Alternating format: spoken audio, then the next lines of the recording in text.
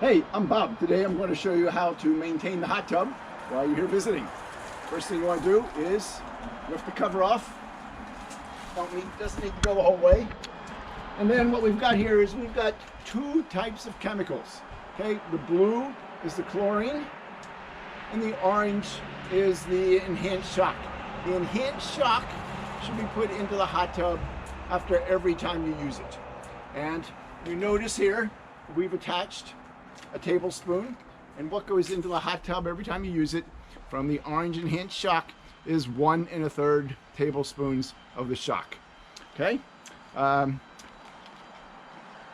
actually going to apply the chlorine to my tub because I just changed the water yesterday, and that's every time I change the water I put some chlorine.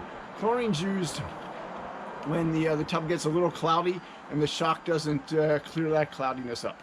But same process, 1 1/3 tablespoons of the chlorine. To open the lid, next thing I do is I turn the jets on.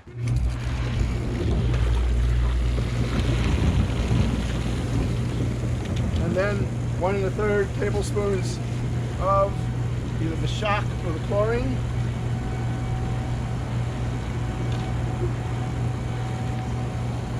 And I let the jets run for about a minute before turning them off.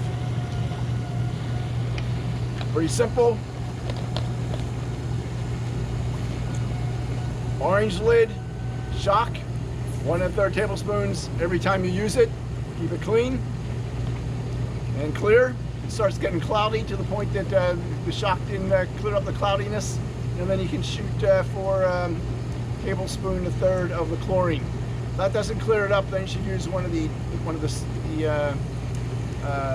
chemical sticks to test what's out of balance and apply from there. Okay, thanks. Enjoy your stay and enjoy the hot tub.